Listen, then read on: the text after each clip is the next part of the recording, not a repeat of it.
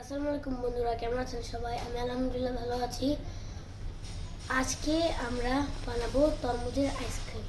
আমি তরমুজ খাই না, কিন্তু আমার আইসক্রিম অনেক প্রিয়। তো আমার আম্মু আজকে আমার জন্য তরমুজের আইসক্রিম বানাবে। তো চলেন আপনাদের শেয়ার করি আমার আম্মু কীভাবে করে তরমুজের আইসক্রিমটি বানায়। বন্ধুরা, এখানে আমরা অ্যাড করব আইসক্রিমটি বানানোর জন্য তরমুজ আর গুঁড়া দুধ এবং এনার্জি বিস্কুট। এখানে আপনারা চাইলে নাও অ্যাড করতে পারেন। আর এখানে আমরা চিনিও অ্যাড করব। এই তরমুজ এমনিতেও পানি দেখে আমরা 1 প্যাকেট এনার্জি বিস্কুট অ্যাড করব, আপনারা চাইলে নাও অ্যাড করতে পারেন। তো এখন আমরা এই যে ব্লেন্ডার দেখতে পাচ্ছেন, এই ব্লেন্ডারের ভিতরে আমরা তরমুজগুলো দিয়ে দিচ্ছি।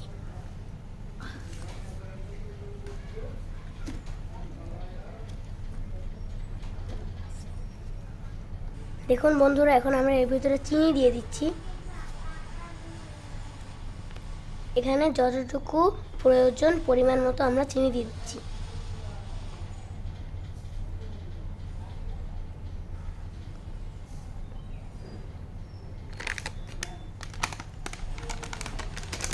এখন দিয়ে দিচ্ছে গুঁড়া দুধ।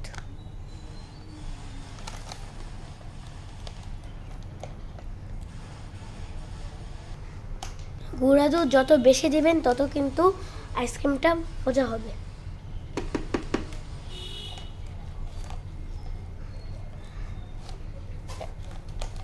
আমরা এটাকে ব্লেন্ড করে বানাবো আইসক্রিম। এখন দিয়ে দিচ্ছি এর মধ্যে এনার্জি বিস্কুট। এটাকে আপনারা চাইলে দিতেও পারেন, নাও দিতে পারেন।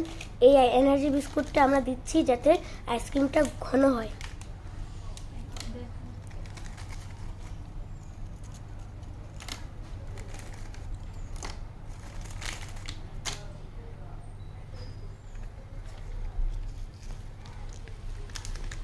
দেখুন বন্ধুরা, আমাদের সব কিছু দেওয়া হয়ে গেছে। এখন আমরা ব্লেন্ড করব।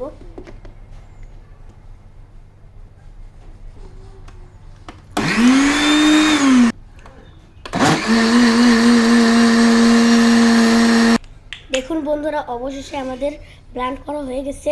এখন এরকম গ্লাসে ঢেলে তারপর আমরা এটাকে ফ্রিজে রেখে দেব। দেখতে থাকুন। ওয়াও বলে না,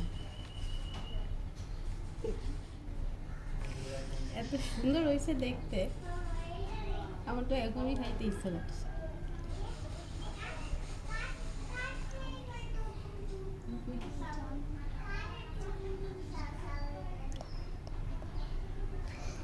দেখুন বন্ধুরা, আমাদের প্রত্যেকটা গ্লাসে ঢালা হয়ে গেছে।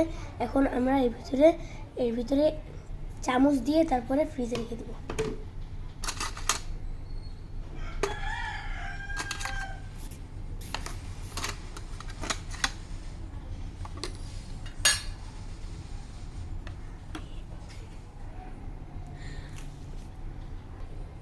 দেখুন বন্ধুরা, আমরা এই যে আইসক্রিমগুলো আছে এখানে, এগুলোকে ফ্রিজে রেখে তারপরে খেয়ে আপনাদেরকে দেখাবো। তো আজকের মতন ভিডিওটি এখানেই শেষ।